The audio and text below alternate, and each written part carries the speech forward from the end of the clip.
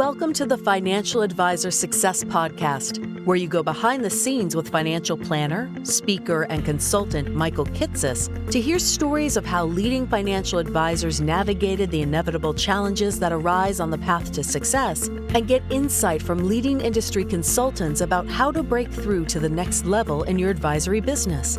And now here's your host, Michael Kitces. Welcome, everyone. Welcome to the 374th episode of the Financial Advisor Success Podcast. My guest on today's podcast is Dianne Nolin.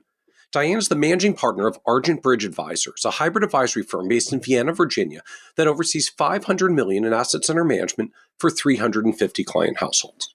What's unique about Dianne, though, is how she has been able to both expand the marketing of her firm and its profitability by taking the divorce financial planning work that historically was a bit of a loss leader service to the business and turn it into a positive revenue diversifier by getting clear about the value that Dianne's divorce clients really were already receiving and getting more focused about actually charging for all the time that she and her team were spending with and behalf of their clients.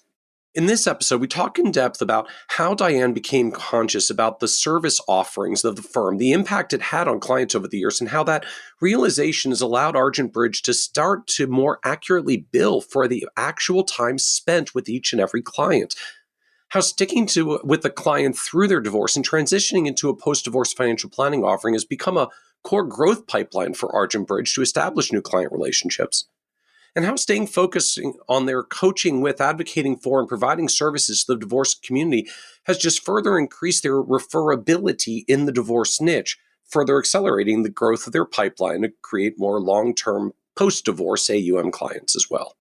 We also talk about Dianne's transition from a firm that had no formality to partnership or a path to ownership to establishing one for herself in which every partner has a seat at the table and a say in every one of the so-called 50-year long-term decisions facing the firm.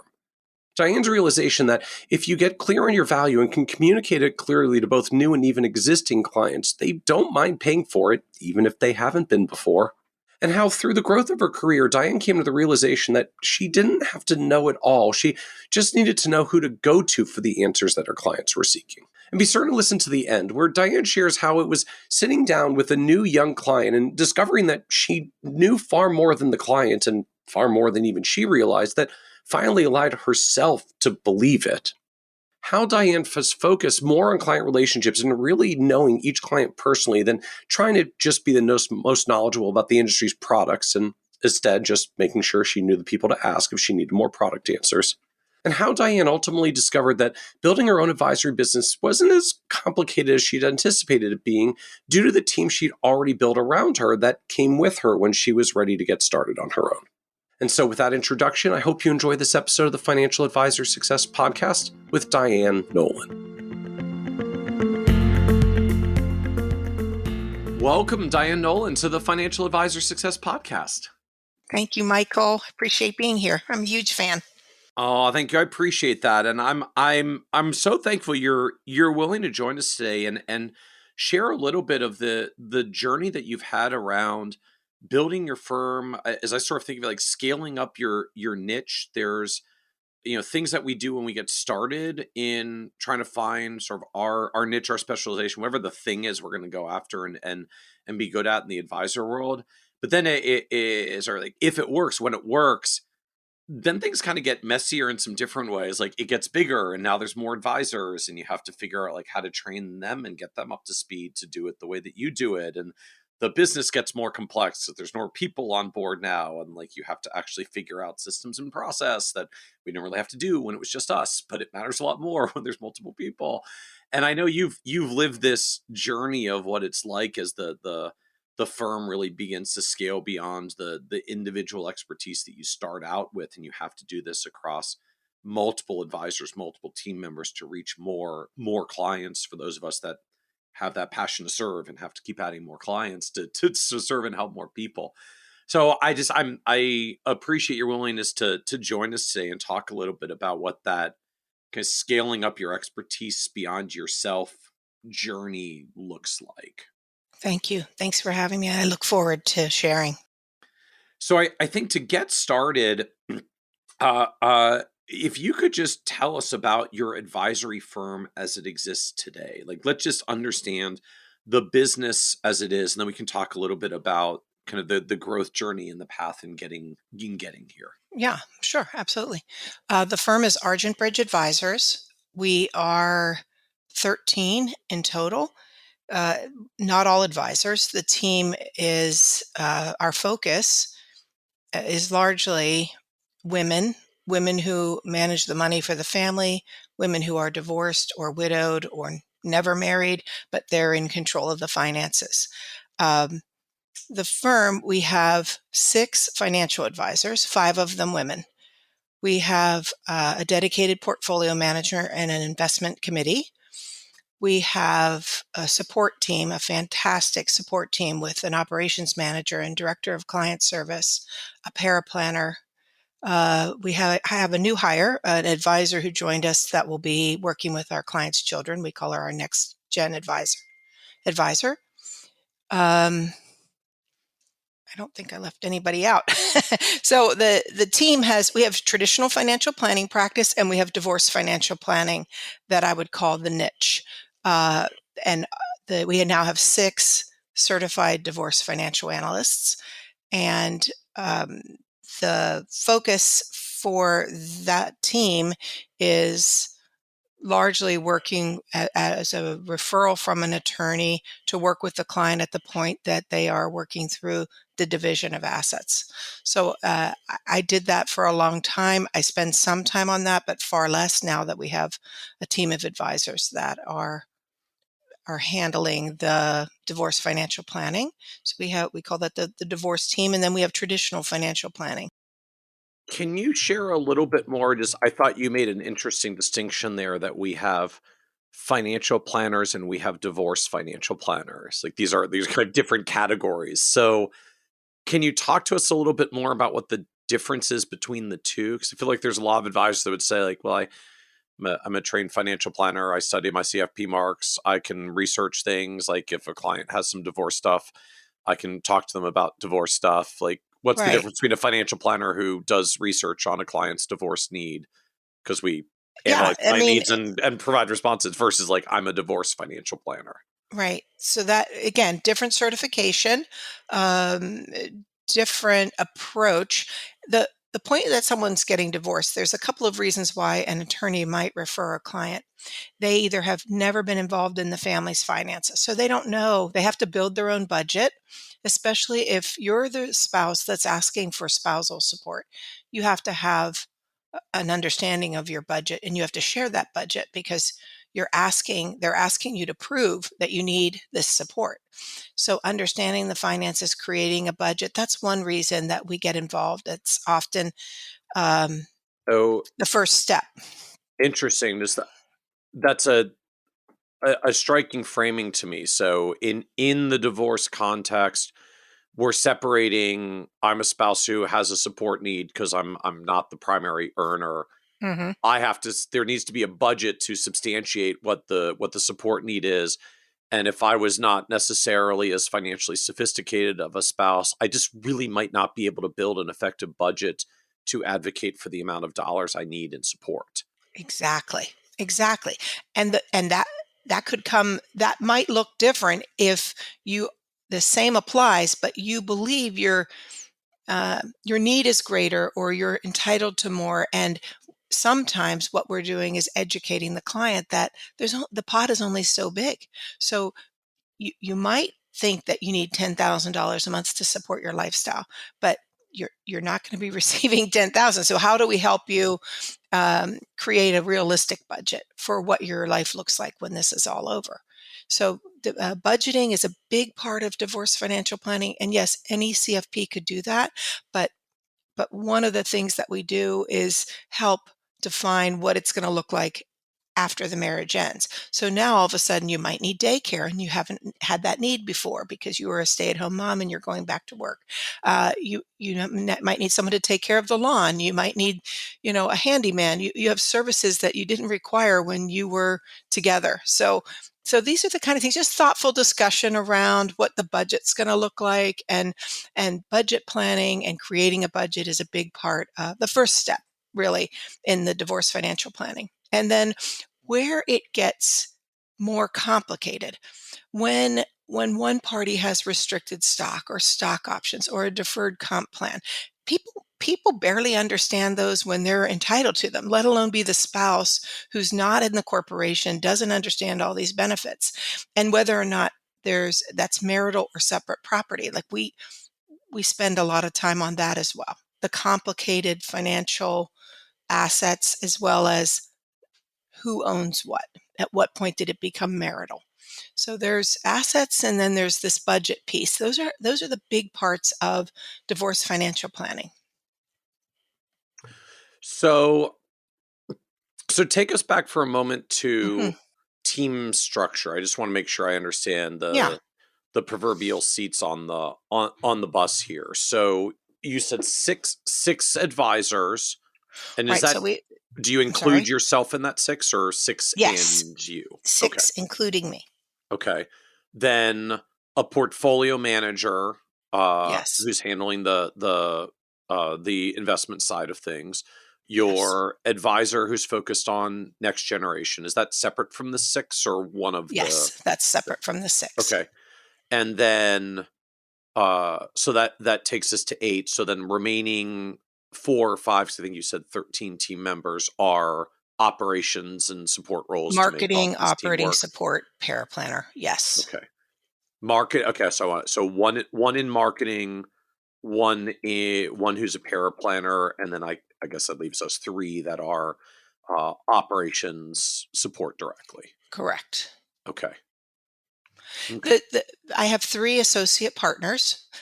3 of the 4 of us are financial advisors, and the 4th is the portfolio manager that I mentioned, Joe. Okay. Okay. And that was it. At the beginning, it was just, frankly, it was just 3 of the 4 of us that started the firm, but within a month, the 4th had joined us. Right. And at that time, when we started, we still were very much involved in divorce financial planning and traditional financial planning, but we were doing all that work. So we were doing both traditional financial planning and divorce financial planning, 3 advisors. So it made up part of every day to do, Right. traditional work with your clients, as well as this work with clients that are engaging us for divorce financial planning services. So now help us understand uh the size of the client base that you're working with. I don't know if you measure by number of clients or assets or management or revenue, or some combination of those, but help us understand sort of volume and size of clients being Yes. served. So we work with about 350 families. We just passed over 500 million in assets in 2023. Um, Divorce financial planning clients, we don't consider them in the families. The divorce financial planning clients and we're compensated based on AUM for the traditional financial planning clients. Divorce financial planning clients pay us on an hourly basis. So that's fee revenue. That's just based on the hours that we work on the divorce financial planning. So that's a separate source of revenue.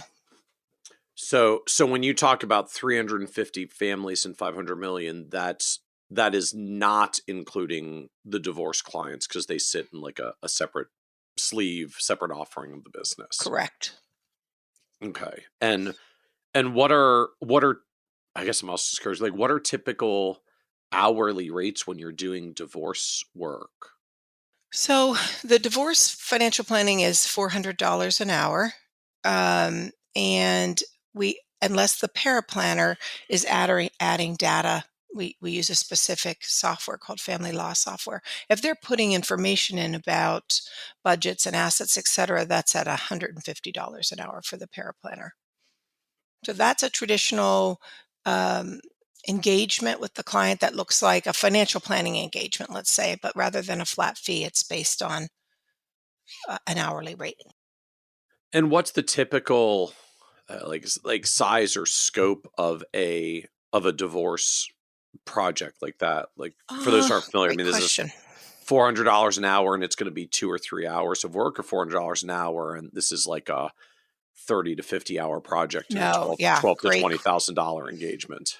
And it can really depend. We've had some really complicated cases where there's been a lot of research done, a lot of time spent on sorting out the finances. But largely, I'd say it's probably 5 hours. Maybe, as a matter of fact, we have a retainer that's for the first 5 hours because that's not uncommon for it to be about a 5 hour.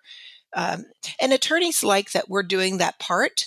They don't mind that they're not being billing, they're not billable hours for the financial piece. We try to keep that as efficient as possible. So I think because of our knowledge, it actually may cost the client less than if, say, the attorney or the paralegal was doing the work. How much of the revenue of the business is the divorce practice versus this 500 million AUM base for Yeah, 350 families? it's relatively small. Like the divorce financial planning, as I said, even 5 years ago, was really just my partner Cecile and I doing all of the divorce financial planning, and then working with those clients post divorce, and then working with them traditional financial planning. But we decided in 22 that we were going to get really intentional about the growth of alternative sources of revenue. And knowing that divorce financial planning was something that we did well and something that we could spend more time on if we had more time or more people to do the work, that could be its own standalone revenue source. So I would say the revenue is right now under 10%. We're looking to make it about 10% of our revenue in 2024. But that's over a very short period of time. Like maybe in 15 months, we got it to that place. So I think we have a lot of room for growth there. So what was it previously? I'm just trying to visualize how much this shifted. Yeah. So my focus originally when we did the divorce financial planning, yes, it was to be compensated for time. That made perfect sense. But what I liked was being an advocate for someone. It was extremely rewarding work. And then that client that I worked with in the divorce becoming a traditional financial planning AUM client. So it was sort of a very easy transition. So it started with this work that I felt was important and helpful, but more importantly, that became a client. So the source of revenue from hourly billing was not my focus when we started working on divorce financial planning. It was really to do that work and then have that person become a client, hopefully for life. Because we worked so hard to get what was an equitable distribution for that person. And now we get to help that person grow it from there or make some meaningful impact on how this is all going to be managed going forward. It's not uncommon when someone gets divorced that somebody, not only do they decide who gets what friends, they decide who gets the CPA, who gets the financial advisor, right?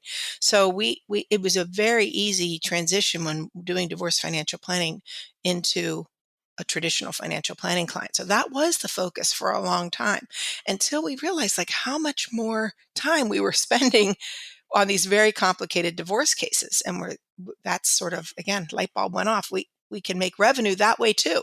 It doesn't just have to be the lead in to a great financial planning client. It can actually be a standalone revenue source. Probably sounds silly that we thought about it so far down the line, but because I'd been doing the divorce financial planning for almost 20 years now. So it's only been in the last 5 years that I'd say that it was growing to be this profitable separate revenue source. Oh, you were doing the divorce work because it was bringing in, developing relationships with the clients and bringing in clients. The shift has been, hey, we're really darn good at the divorce stuff. Like we're going to charge our full rate and value and actually like make that a additional revenue stream for the business. That's it, Michael, 100%.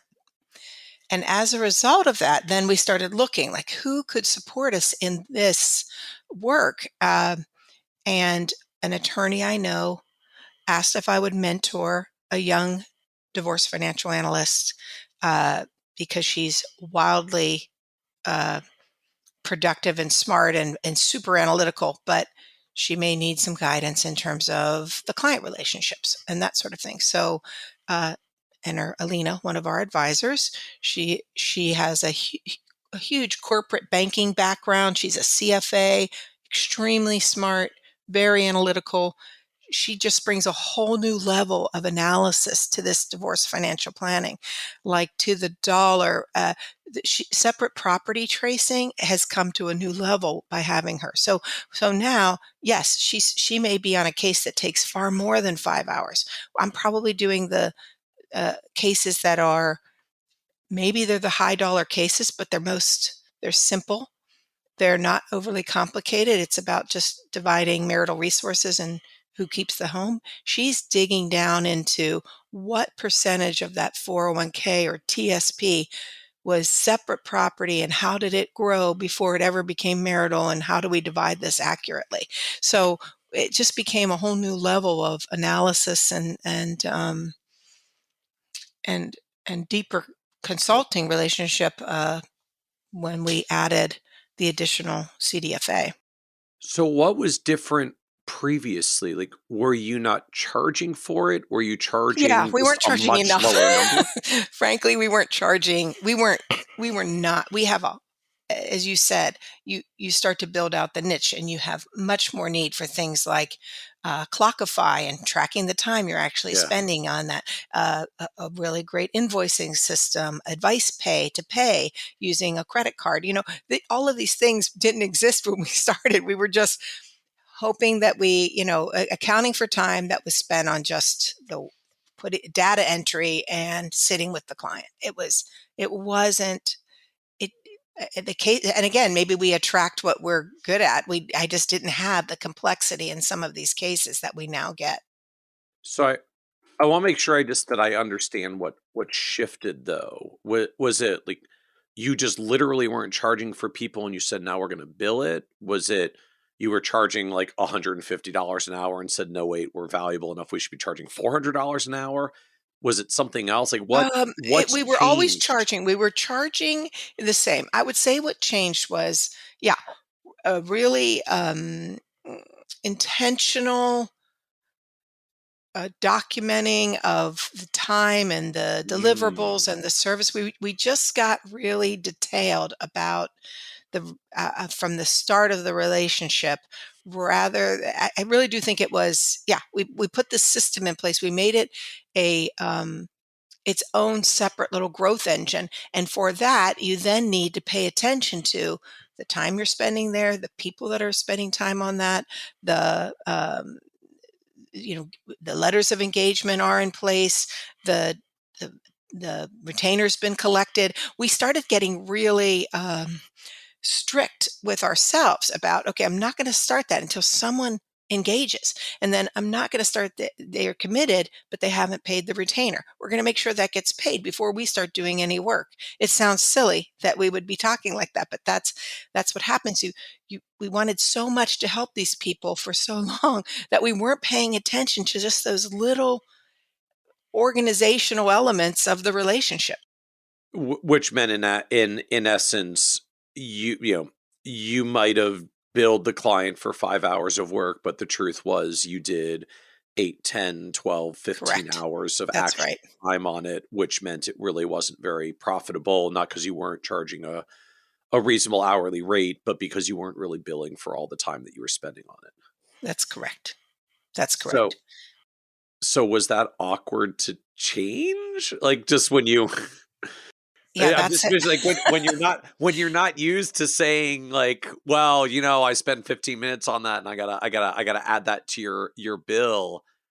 That's gotta be hard to start thinking in that mindset. I have to say it's probably not understanding our value, because there's no awkwardness. People will willingly pay it if you're helping to educate them and help them see what in an example of this separate property tracing. Alina, one of our advisors, created that the client ended up with $176,000 of additional retirement assets through separate property tracing that they would never have received. So all of a sudden you're like, maybe again, light bulb goes off. Hey, this is very valuable work. This can mean a meaningful difference to the clients. Why are we underselling ourselves? Why are we not considering every minute that we spend on this? And the clients appreciate it. So no, we got no pushback. It was our own limiting belief that this was going to be helpful. And then in the end, this is going to become a financial planning client. We just sped too far into what the relationship will become, not where we were. Even though notably, like it sounds like you still live in a world where about 90% of the revenue is the clients that ultimately do come from the relationship that gets built when you're doing the divorce support works. I almost think of it a frame of like you're providing a service that helps you establish the relationship to get a long-term relationship, which is sort of Right. the loss leader invest into the relationship approach that most of us have taken for most That's of our right. careers. The difference just like you're getting paid for that stage of marketing because you really That's provide right. meaningful value in that stage, so you can bill for it. So you get to bill people for the privilege of also building a relationship with them in service that eventually ends out often turning them into longer term clients as well. Precisely. And I would say, because we now have two dedicated divorce financial analysts, they're paid based on their hourly revenue, that what they're billing. So, it was easy for my partner and I to say, well, we're going to do this work and then we're going to get this great financial planning client at the end. But this divorce financial analysts, their revenue is driven by the hours that they bill, not based on AUM. So it became an even more Oh, intentional approach to so billing. so from their perspective, or I guess so from your perspective, it's easy to kind of mentally slough off billing every last increment because hey, at the end of the day, if this is going to turn into $1 million+ client, like do I really need to track down that last 30 minutes I spent on their That's right. on their issue? But when you've got a segment of the team whose sole role is doing that and their compensation is tied to the hours, they want to bill every hour they legitimately can. And I have to say, like that, I think we always found that the work was really valuable, and I just don't think we paused to say to until we made it this. We It was the first of what we hope to be multiple avenues of alternative revenue sources. It just was the most obvious and the easiest to develop because we were already doing that work. That would be like, one spinning plate. I'd love another spinning plate and another. I want it to be something more than just that one separate niche. I think we'll always have at the core the AUM that we manage. The clients that we have, we're referral based, like many of the advisors you spoke with. I mean, our clients, we're not trying to cast a wide net. We have client referrals, and that's very valuable. And being referable is really important to us and intentional. But we continue to What does try to that raise mean? the bar. What does that mean for you to be very referable? Well, we have. I guess through coaching, we've done a lot of the things that I'm sure many people out there did in terms of segmenting clients and the amount of time and attention you give your best clients, the services that you offer, making people feel like they're educated and that they're informed, that they're comfortable and confident. Like the whole thing, that for us, the team environment is something that we focus on with clients from the point that they're considering us. I think each one of the team members have different strengths. We make sure we do a lot of visuals about, meet the team. We have something that we share about the financial planning journey. We have something that we share about our the director of client service, Rasha, will send her first email to a client to explain who she is and what her role is in the process. And then same for Sierra, our operations manager. She'll explain her role. So we have a lot of communication that goes out early on to just describe the different strengths of the team and who's going to be helping and why they're helping. So it makes that very easy to have multiple advisors and multiple support people in one relationship. Wait, I'm intrigued by this kind of client onboarding communication sequence. Like you said, a lot of Yes. things are like meet the team in your journey and meet Rasha and meet Sarah. Can you walk us through that a little bit further? Like just Sure. I'm coming on board as a new client. I've just signed the packets. Like what is this onboarding sequence? Like what do I get when? Okay. So, well, before you ever become a client, the first conversation might be with a relationship manager, one of our advisors. Her name is Elise Finney. Elise is an extremely warm, social person. She's going to just have a conversation about the firm. It's really easy when it's not you saying it. It doesn't come across as, look at what we've done. Look how great we are. It's somebody within the team saying, this is a special place. When you come, we're going to, we're going to send you a map. Exactly. We have valet parking, but here's where you'd park if you want to park your own car. And we're going to make sure that you know exactly what to expect when you come in the door. Here's some questions to be thinking about, that sort of thing. She has her own conversation with the client just for 10 minutes or so. And then we send out, before the client comes, something that describes the financial planning process, just a little visual about the journey of financial planning, as well as meet the team. And it's sort of an org chart, what everybody does and who they are. Then the Is client it comes is in. it is the meet the team everybody in the firm? Like just does this Yes, it's it absolutely doesn't just everybody. describe like here's the 2 or 3 people you're going to interact with primarily. It's the firm. It's the firm because they are going to meet everybody. They're not going to they may have primary interaction with a few people, but they're going to meet everybody in the firm. If they're live in the office and others are in, then they're going to we're going to introduce the potential client around, or over the course of the onboarding, they're going to meet everybody.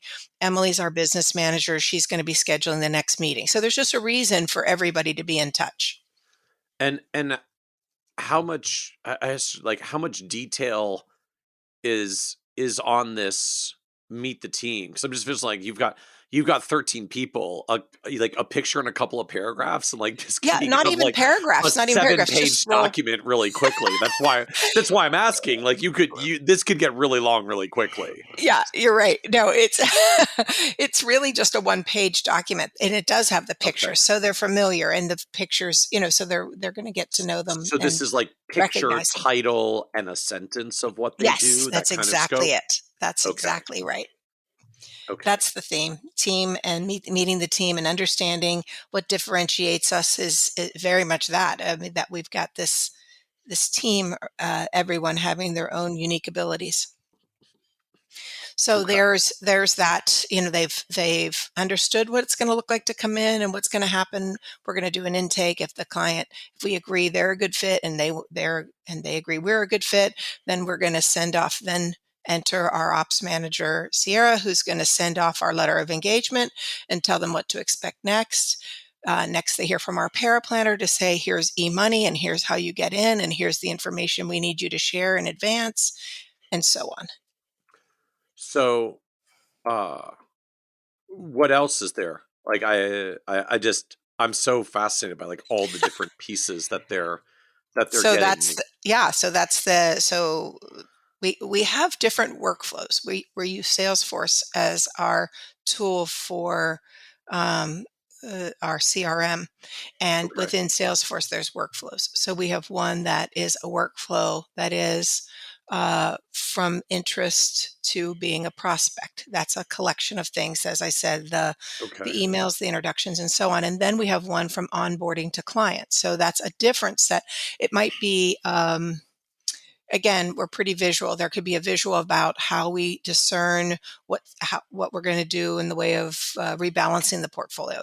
Not specifics, but like, here's our filter. And again, I know many people use this, but we try to educate about here's what we might be doing differently when we get to the point of asset management. Before that, when we're creating the plan, it's going to be our paraplanner saying, as I said, here's how to input this information into e-money. Here's why we need this information. Once it's shared and we create our plan, the first meeting we have after intake is to go through our financial plan, which is largely driven by analysis that we do through e-money. And then at the end of that, we're going to share some observations about how we fund the plan. That's something I think we've said for a long time to clients. Your assets aren't the plan. Your assets are funding the plan. So then we talk plan, and then we get to how we might do things differently in terms of the assets that they have, the decision that maybe they need to save more, work longer, they could spend more, that they're going to leave a huge legacy. All of these things are starting to frame this discussion with the clients about how we plan with them going forward. When they see it all in one place, all of a sudden they're understanding, Right. what that means.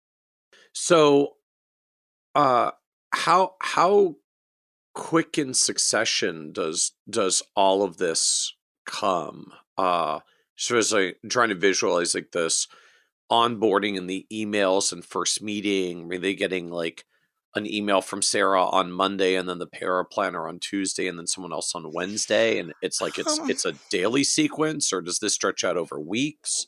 Uh each person ticks off what they've done, and then it becomes an activity for the next person. So however long that takes, let's say to oh, connect with the client, might have taken a few days to have a conversation and get a letter of oh. engagement off, and then So this Sierra. isn't just a like an automated email sequence. This is literally like, Sarah, it's your turn to send the email to start onboarding them, and then Sarah checks off her box that it's done, That's right. and now it goes off to the paraplanner that's like, now you have a task waiting for you Exactly right. to do the outreach to the client. So this isn't an automated sequence. This is a workflow of, it's your turn to send the new clients the email explaining what you do. It's your turn to send it, for which I'm going to guess they probably have like a kind of templated thing that they adapt Exactly. for each client Exactly. circumstance, but it's not an automation sequence.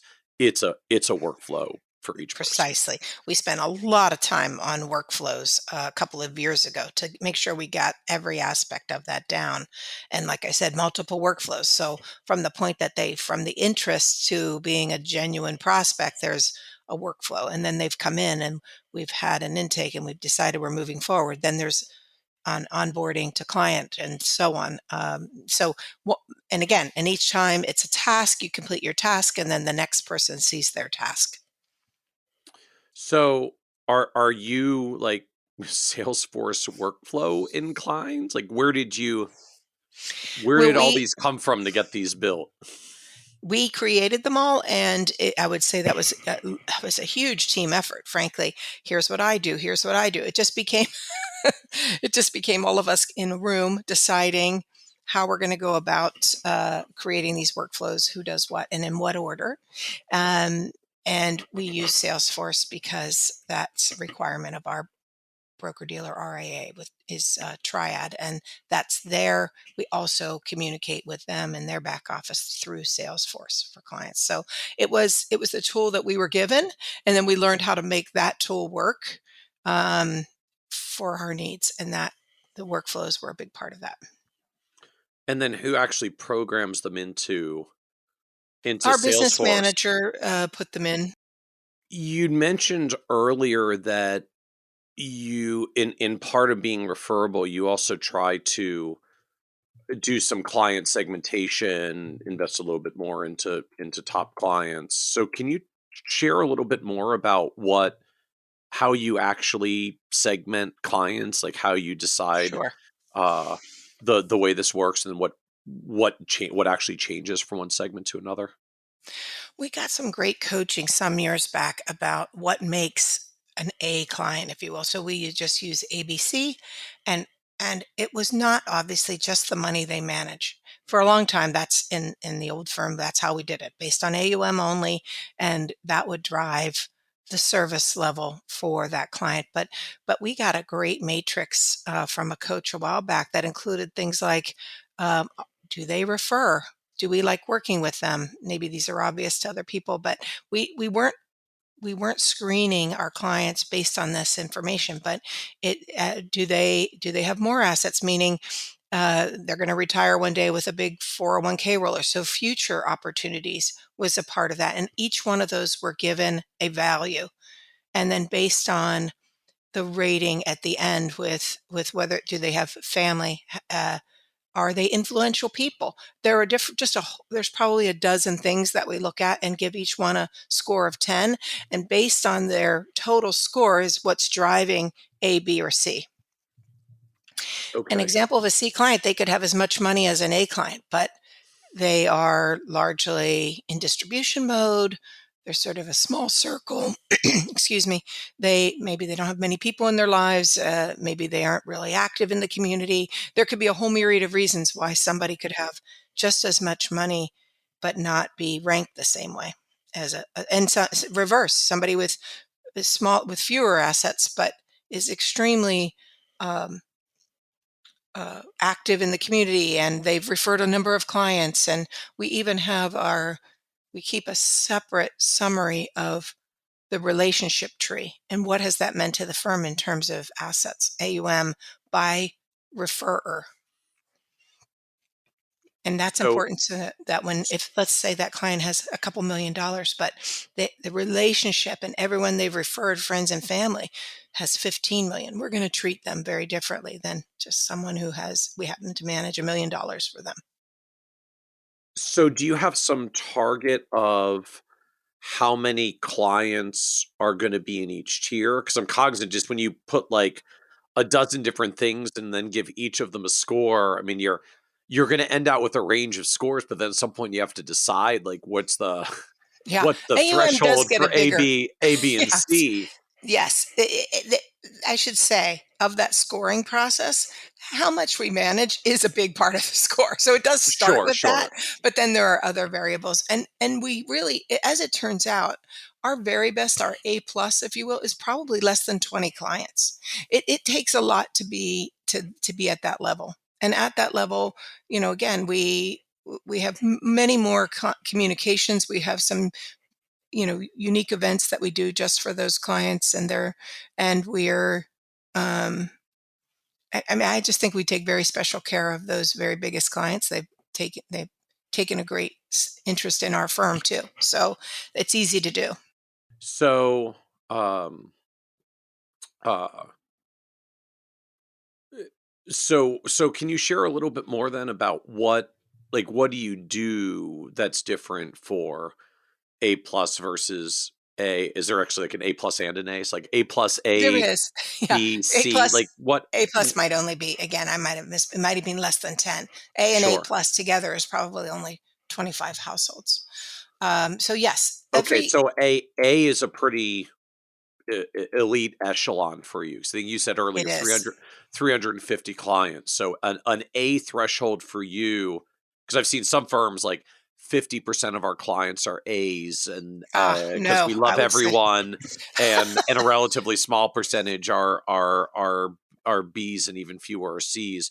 For yours, like A is a special place. Like if we're talking that's 20-ish correct. clients out of 350, this is our top 5% of clients level. Precisely. Okay. Yeah, exactly right. Yeah, very small group of A, a larger group of B, but I would say we're the reverse. 50% are C, and not because we don't value them or that they're not. It's just it's based on all those factors that I shared some of. That so all clients get certain communication like newsletters, and when we do state of the market, maybe we'd invite somebody with our portfolio manager. He does an education session. You said they used to be in person, and now they're webinars, and so everyone gets invited to certain things, and then those top clients get invited to special things. like we did a champagne tasting or a bourbon tasting. It doesn't always have to do with alcohol. Maybe we've done something in the community. We did an event once with this organization in Vienna, Virginia called Rustic Love. They paint hearts on signs. I don't know if you've seen them in the Metro DC area, but if you ever see one in a yard, it's a not-for-profit organization that sells these signs for the work they do in their nonprofit. So we went out with clients and we painted these signs and then had a big lunch afterwards. So just unique things we can think of that might be fun or interesting. We're doing Galentine's the day before Valentine's Day. We're doing a luncheon at a local restaurant for some of our some women attorneys and divorcees and widows that we work with. Things like that, just things that are unique. Everyone doesn't get invited to everything, just special events for certain clients.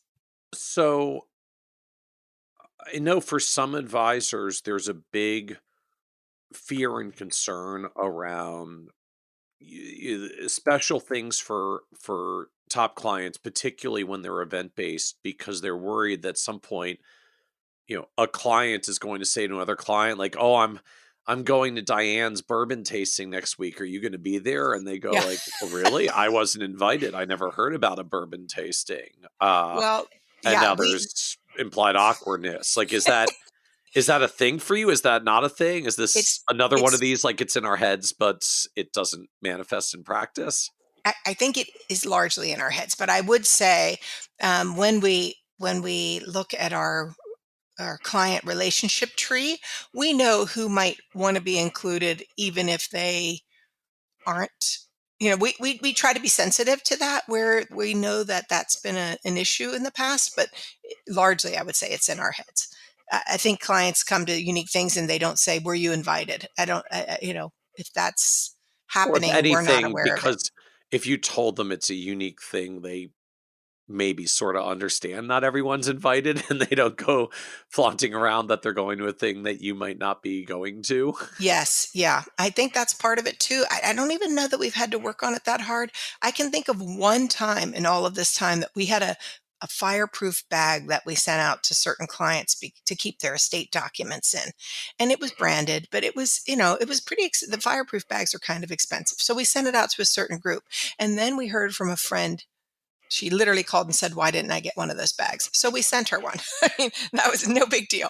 So other than that fireproof bag situation, I don't think I've ever had an issue where a client has been offended or somebody shared that a client was offended because they weren't included. Honestly, my big takeaway is just apparently fireproof bags are literally like referable conversations like that.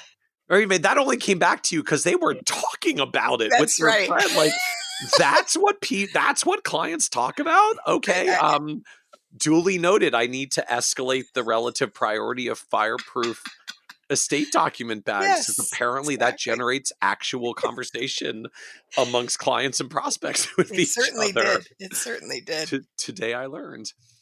Uh, so so I am intrigued by this framing that your A tier is really really narrow and your C tier is really large. I think you said like more than half the clients fall there. That's So correct. Yeah. I'm curious to understand more about that tier because for some firms the C tier is, for lack of a better term, like the bread and butter clients. This is the core of our business. We serve them well. They're profitable to serve. We do our thing.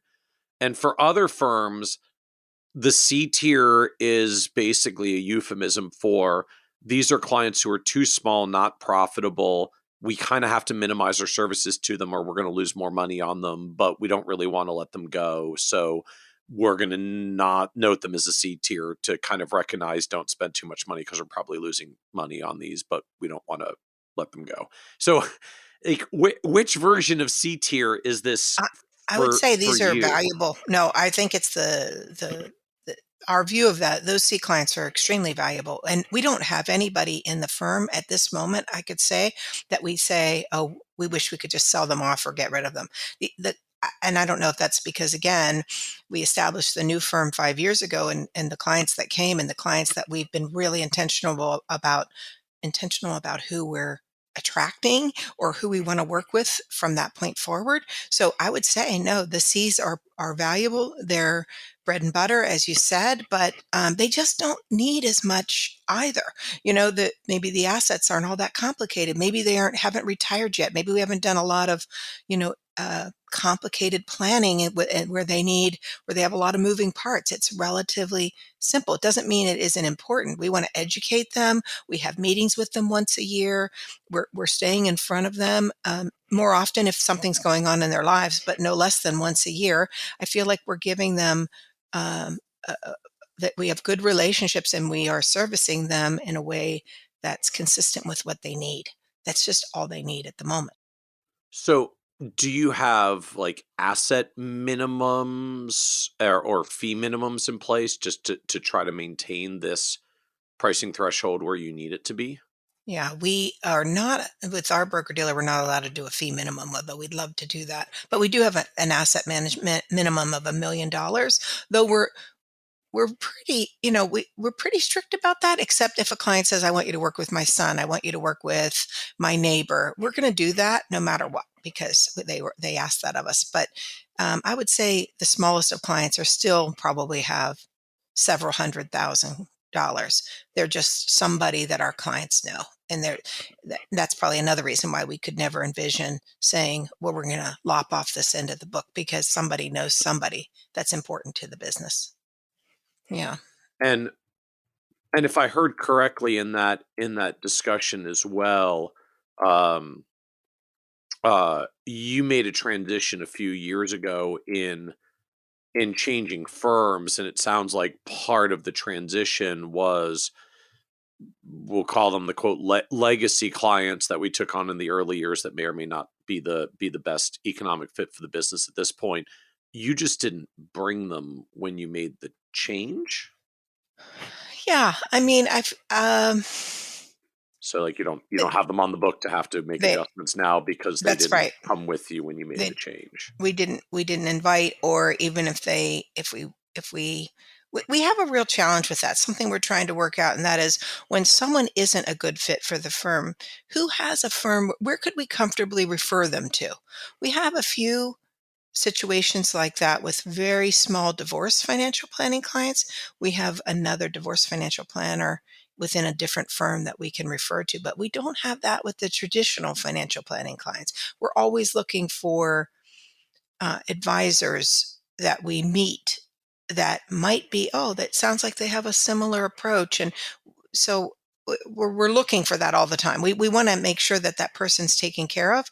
We just don't, that's not scalable for us to take everybody. Right.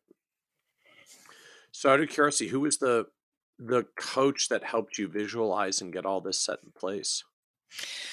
Well, coaching is really important to the team. I would say we've had a number of coaches. I went to strategic coach for about 7 years and just learned how to sort of uh, structure my day, focus on the right things, focus on the right clients. That was a great program for me, probably 15 years ago, and I did it for 7 years. But I worked with a coach. Her name is Elizabeth Ledoux. She's with Transition Strategists, and the work I primarily started doing with her in 2018 was before leaving the old firm.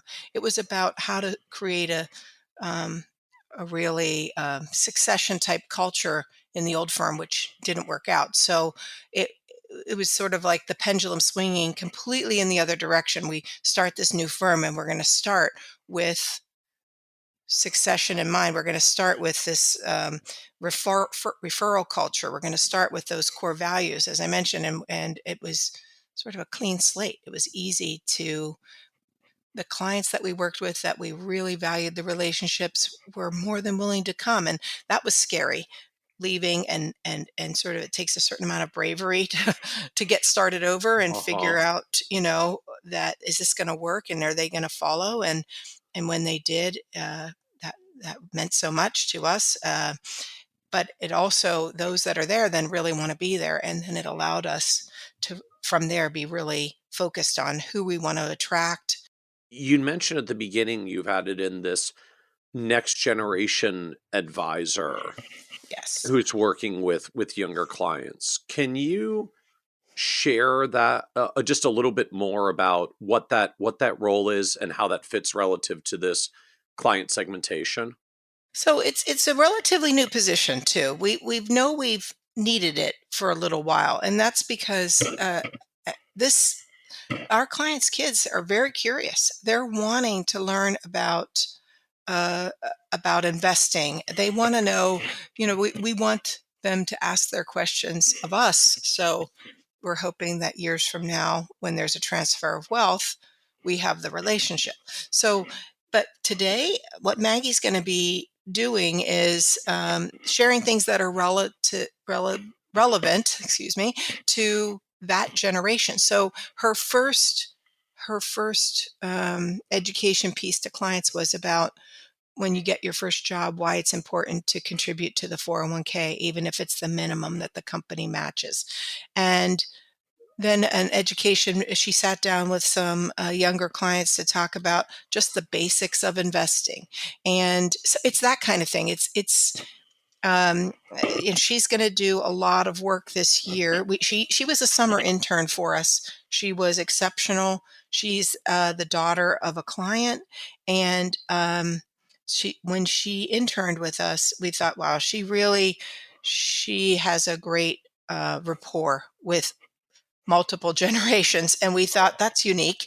And so we engaged her as an intern, and then promised her a position when she when she got her college degree, and then she immediately started studying for tests and exams, and jumped right into. She was a student athlete. She'd love to educate student athletes because they're in a position Mm, oftentimes yep.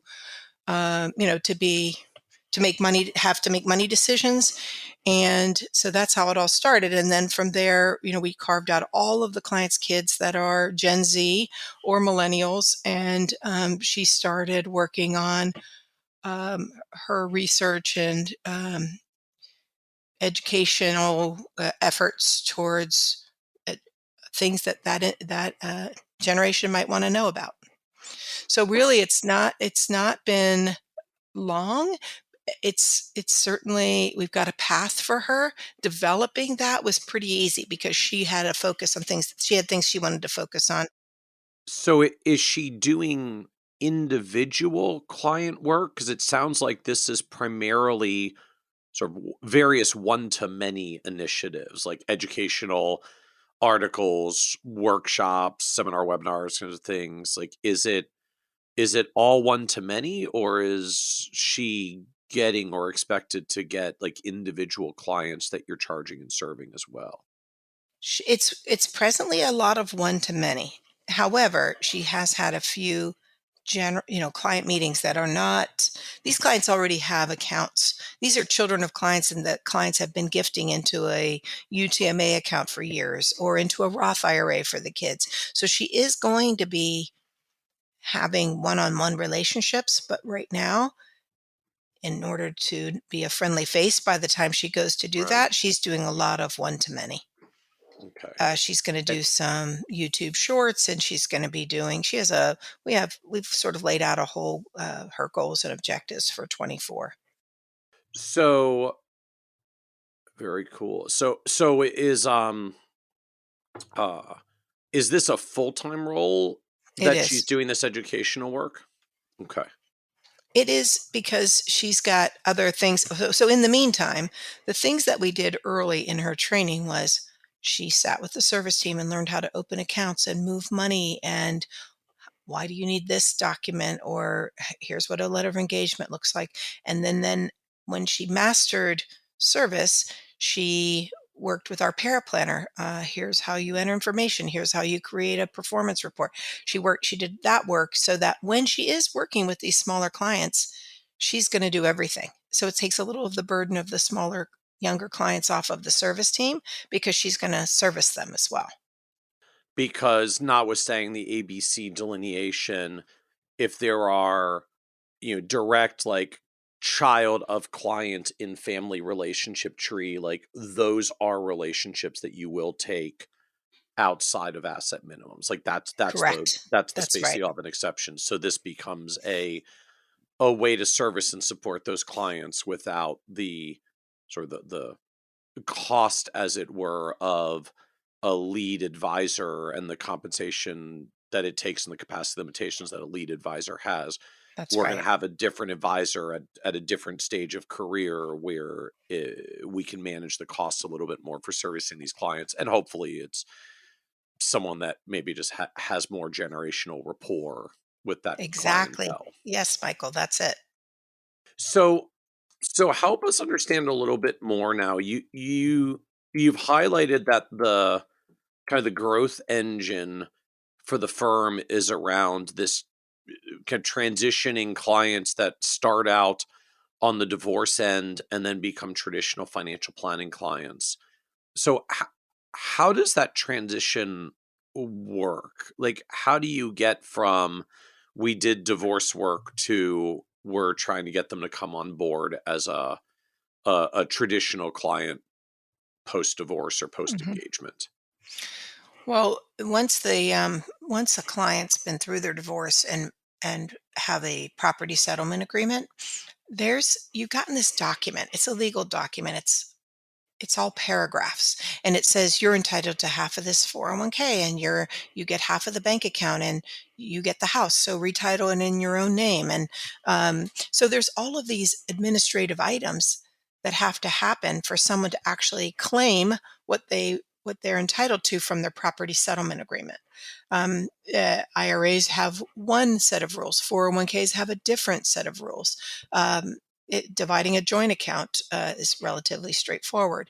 Maybe you have to equalize IRA accounts. There's multiple steps to getting things to your name. So we have a separate function after divorce financial planning, what we call post-divorce financial planning.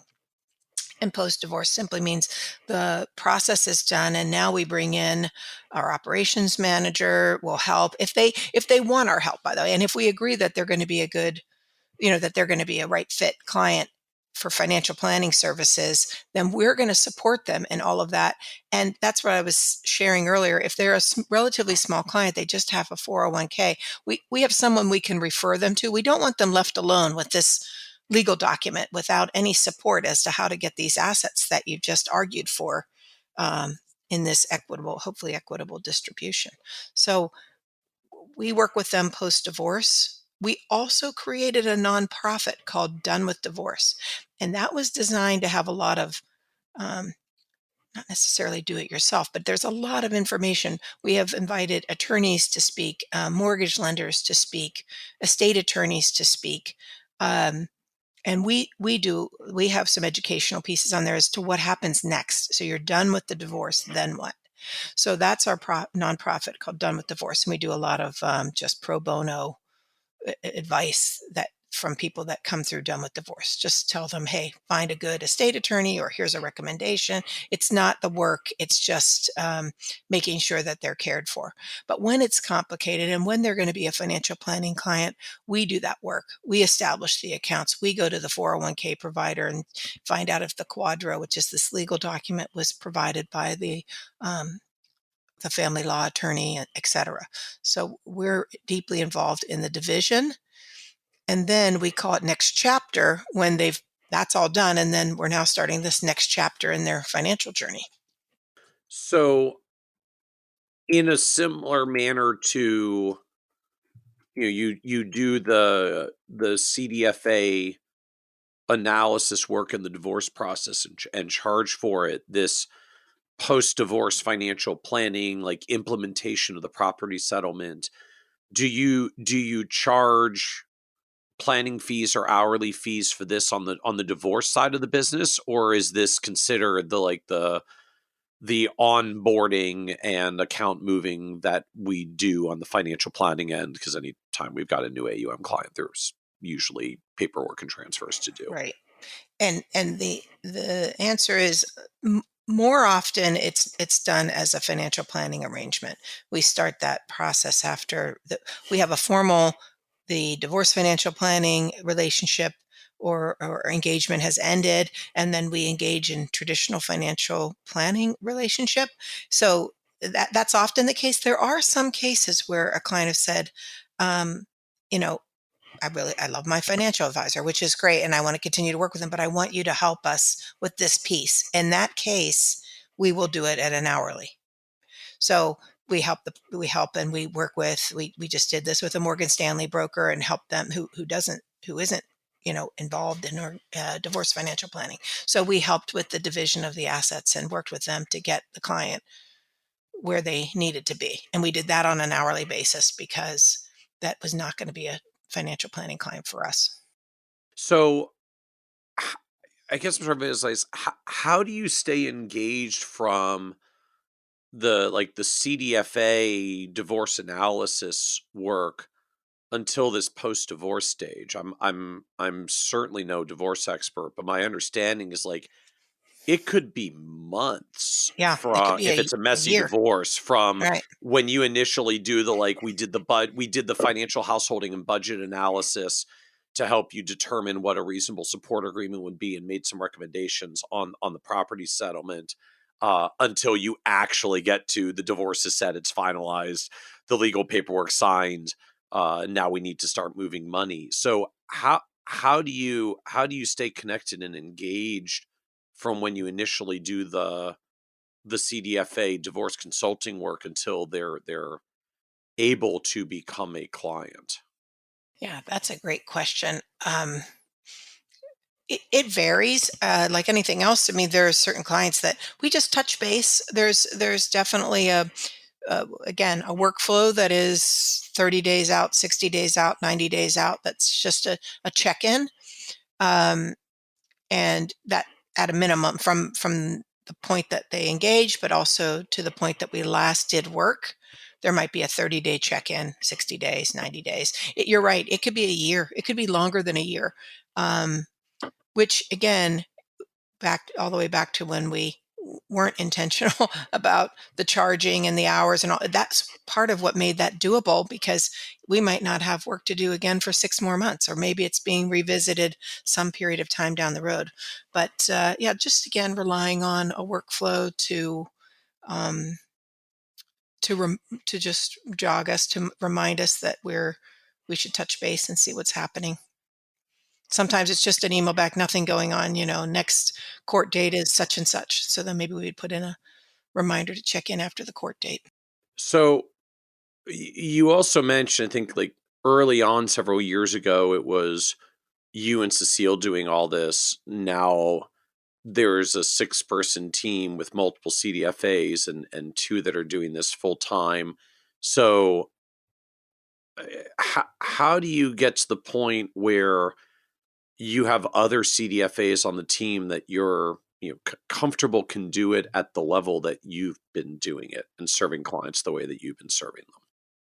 Yeah, I would say that the two that do it exclusively, just again, more time in it, more experience. One is highly analytical, one is a former CPA. So these are number crunchers. These are people that are this is Jamie and Alina, and they're very, um, they have a lot of experience. Jamie came to us. We met her years ago at a CDFA conference, and she was just again, it was sort of like a culture clash in her former firm, and she we, we just were meeting for lunch and said, well, why not join us? You could do that work with us. So it was, maybe that sounds a little less intentional, but it fit right in with the growth and the what we were looking to do with the team. So we have an experienced a couple of people there doing the work. And I would say the way that it is now, given that they spend their time and again, they're compensated for the hours that they spend, largely that's their revenue source. So when an attorney refers a client to the firm, if it's somebody that we can have one of the two dedicated CDFAs work with, that's our first choice. We pass it on because, again, that work it's still interesting. I like to stay involved. If someone was referred to me, I love to sit in on the client meetings and understand where they are, what's important to them, what's happening, because then maybe I'm going to be in a better position to work with them when it's all over. Not not just for that reason, but it is helpful. So these women have experience. The other advisors on the team do as well. At this point, I mean, divorce is a big part of the practice, um, even if you're not doing the divorce financial planning. Likely, if you're in the firm, you're working with someone that came from that originally was divorced and worked with us on the divorce financial planning side. It's a big part of the practice. So then I'm also wondering in that direction. You had said earlier, I guess that at the very beginning, like your focus, your specialization is women who manage the money for the family, right? Often from a divorce path, maybe widowed, maybe never married. Uh, I feel like our industry collectively has been debating for many years this framing of are women a niche? Like, can you specialize in 51% of the population? Yeah, isn't that funny? I don't see it as a niche at all. I simply think and for a long time, I think I was secretly grateful that people thought that you had to treat it like a niche because it isn't. These are people who are making financial decisions at maybe sometimes very critical times in their lives, and they need support. And I think women are great at asking for, maybe not always asking for help, but they seek advice.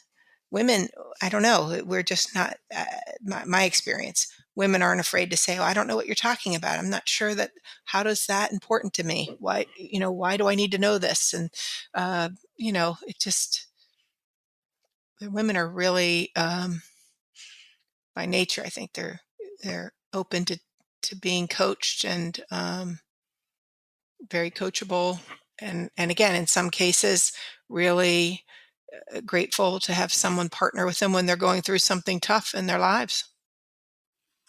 S- So how do you define that as different from a niche? Like in your mind, what's a niche that what you're saying is Yeah, I think not? the fact that women getting divorced and doing that work is definitely more niche work.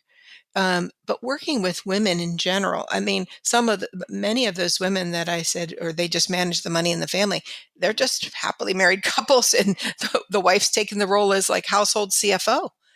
They're just managing the money, and it's not to say we don't work with men. We have, happily married couples and men that are clients, but the maybe because we're women, I don't know. A lot of the firm, there's only three men. So maybe because there's so many women, we're attracting women. I'm not sure, but I would just say I don't view that as a niche so much as just who we serve.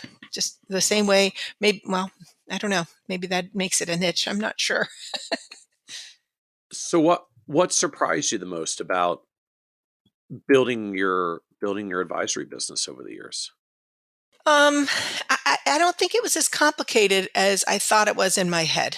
When I started many years ago, I worked, my mentor had a goal, like a goal beside the financial, giving financial advice. It was, he wanted to he had three daughters. He wanted to employ his future sons-in-law. He wanted people in the industry. He wanted to give people opportunities and chances. And I had zero experience and no financial background. And it was simply because when I met him, it was a great conversation and dialogue. I got to know him over time. And when he invited me, I had no idea what this industry was all about. And yet today, sort of full circle, I feel like who can we introduce? This is a fabulous industry. This is a great, I have two kids. I raised my kids while working full time. I mean, this is a very flexible industry. This is a very, I want to be welcoming. I want to give people the same opportunities. So what I found was that's not that complicated. You meet somebody with a, you know, a real will to serve and a great personality and a curiosity about how they could be involved, and they're highly motivated to perform and to participate and to get better. And again, the whole idea of creating success. I mean, there's a certain mindset, I think, um, that people have, that when you're given an opportunity, you don't want to blow the opportunity, right? You want to make that person. I find everyone's sort of eager to contribute. So I am a little bit struck as you were relating the story of your mentor, and I recognize this may be kind of sign of the times and how the industry has changed. But if I heard right, like he had three daughters, and the question was how his future sons-in-law could get opportunities in the business, not Yes, yeah. how his three daughters could No, get that's true. opportunities This in the was, keep in mind, business. like 1987. So when I Okay, started, okay, so yeah, okay. consider the time. And by the way, I think his daughters are involved. He still has a very successful practice in Good for Pittsburgh. them. Showed him a Yeah, little yeah. something. So you're right. Isn't that funny? I never thought about that. But although that I was given a great opportunity, and again, I think that's the idea. If the sort of the right type of person comes along and you give them the opportunity, I feel like they want to prove you right. So then I'm wondering that context, right? As noted, the industry is very male dominant now. It was even more painfully so in the late 1980s. Mm, Uh, w- what brought you into the industry to persevere through that yeah. environment where Well, your yeah. mentor was looking for opportunities for his future sons-in-laws and not his daughters? And maybe that, and again, great guy. And frankly, probably what I started in the wirehouse, I started in what was Shearson Lehman Brothers back in the day. And yes, there was one woman advisor that again worked with my mentor. And so it was an interesting environment. Again, I was really protected. I have to say, working, uh, the constant theme for me is team. I started on a team. I got to work with my mentor and the team that he was already developing. And then when I left the Pittsburgh area to follow my husband to Northern Virginia, again, it was switching branches and working with another team and then going independent with that team. I mean, I have to have this, I have a real conviction that the whole is better than the sum of the parts. So again, I had an opportunity to do just one little thing. When I first got licensed, all I did was sit on the phone. I don't know, this is before like discretion in accounts. I would sit on the phone and explain why someone should sell one international fund and buy a different one. That was pretty much, so I got to have conversations. I got to learn how to provide this one little wedge of advice, and so different than how we do it today. But it was a neat opportunity, and I loved when people ask questions. Maybe I didn't know. Maybe as I got better prepared for those conversations, it was extremely rewarding. So I it's all loved when different to people me. ask questions and I didn't know. Like, so is Yes, I love that. imposter syndrome not a thing for you? I mean, I think I'm pretty honest. I just, yeah, at that point, I mean, as young as I was, who was, at that point, I was in my 20s. And this is what actually I shared with Maggie, our youngest, newest advisor, who's going to be working with the next generation of clients. You don't have to know it all. You just have to know who to go to find the answers. So and that imposter syndrome, I think that's real for all of us for a long time, until, because there's just no substitute for experience. So you have to go through a lot of experiences, right, before you feel pretty confident that but it's not to say you wouldn't get great advice from someone brand new in the industry. I just think it's easier to get that advice when it's been, a through a team effort, like by committee. We've decided we're doing something, and much like back in the day, when I make that call about one thing, you could be pretty confident about sharing this one idea. So yeah, you don't have to be the expert in everything, and you can not know something. You just know a lot about this one thing at the beginning. So what was the low point on this journey for you? Uh, it was the decision to leave the old team, to make that change. That was tough. I really wanted that whole transition to work out, and hence the coaching that I got, and lots of advice from people I trust in the industry. And it was always plan A, to stay and have this successful transition. And when that didn't happen, and pivoting to plan B, and feeling like there's uncertainty with that. You don't know how it's going to all work out. And as it turned out, it was the best decision along this journey. It was the best decision to start the firm, and with the people that are there, the team that we have, and the clients that we serve. It's been great. So can you give us a little bit more context of just what was the setup with the I guess, like, what was the setup with the old team in the first place, and what wasn't working for you from your perspective, at least, that you Yeah. had to And make the and again, I transition? bet you this is not too uncommon. So there was the old team had the original advisor, and I came to work with her. And over time, I just developed more client relationships. I started managing the team. I started the clients I worked with were the A clients. The clients I was attracting were bigger clients, and yet there was no formality to a partnership or a path to ownership. Okay. uh, the advisors that I work with today, the associate advisors, didn't even have an opportunity for ownership, didn't have a seat at the table, no decision making capabilities. It just became very. It was all sort of top down. There was no collaboration. There was no opportunity. Even though it took a long time to get to that place, once I was there, it was very challenging to imagine just staying in that place, just being not an ego thing, but hard to develop all of this and then have no confidence that it was going to be, that there was going to be a successful transition to a practice that looks like what we have today, where everybody would have a seat at the table. Because in essence, you were growing in your career, you were expanding the team, moving up market to more valuable relationships, driving more revenue, and in the same kind of, employee role that you'd been without a Yeah, without a even though it path to was a say, like, if I'm making a bigger piece of this pie, do I get to have a part of this pie at some point? exactly, it wasn't even an unfair revenue share. It wasn't. There was nothing like the relationship was.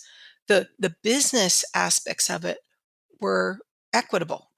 It was the other things, the soft things. It was um, how it's tough. How we manage the relationships, that we don't that we take a focus that's more on the planning and the client need, and not on the product. It's just a different. It was just a different approach, and I felt like that I was having success with that approach. And then but it wasn't something that we could adopt across the team, because the founder wasn't on board with that. We're moving in a different direction, and with some resistance. So that was So very tough. so the transition to launch your own firm was the first time you had to go through the, like, ownershipy how do I actually, like, set up a firm and own a firm and find Yes. the Yeah. lawyers that I need and all That's that right. That's stuff. exactly right. So how was that Well, transition?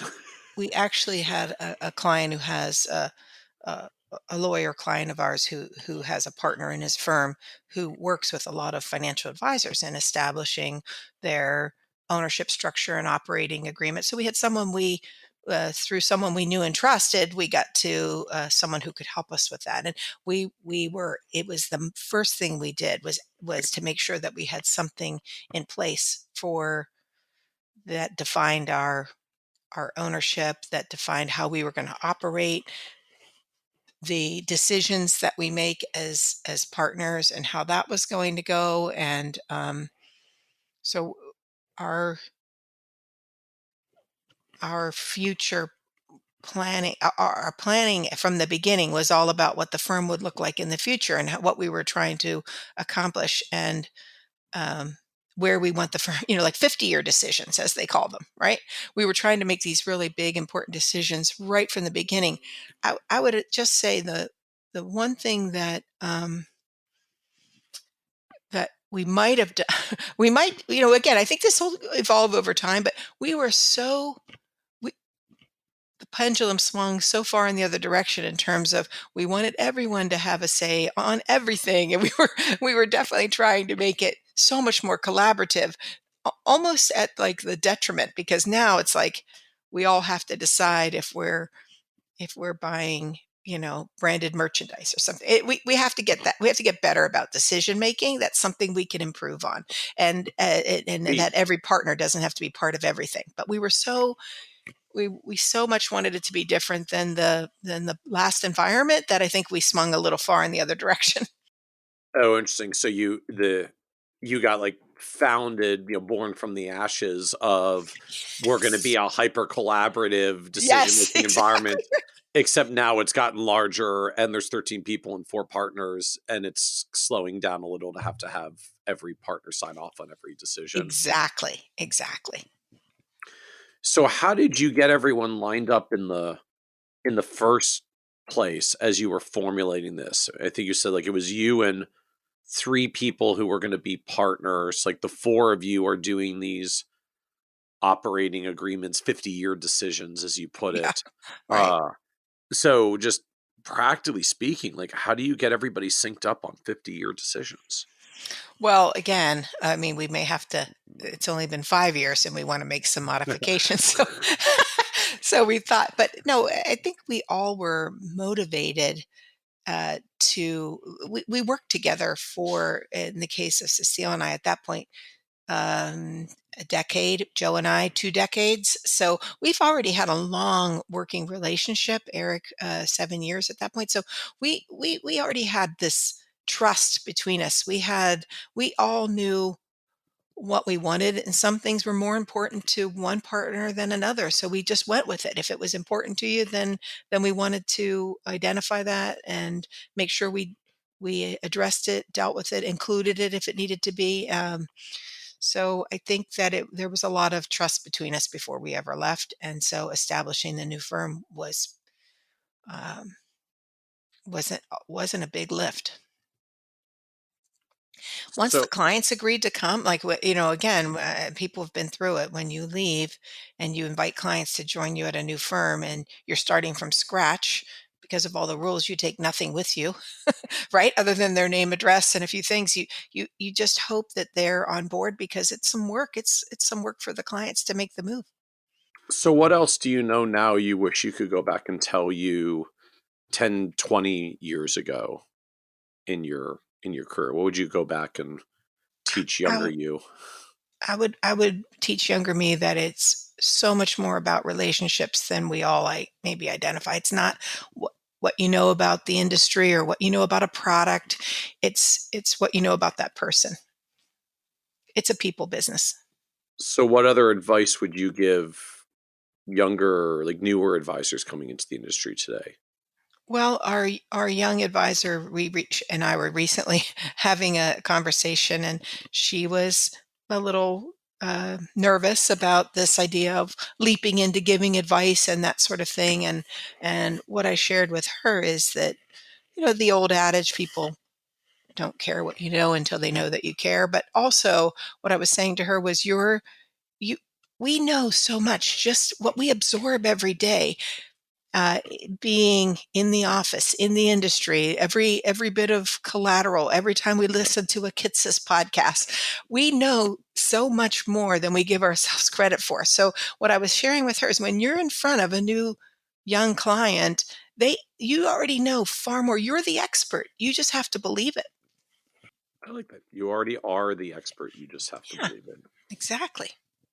So as we wrap up, this is a podcast about success, and just one of the themes that comes up is the word success means very different things to different people. And Yeah. so you're on this wonderful path of success. I mean, the business is 500 million plus and 13 team members. I think the business is successful by any traditional measure.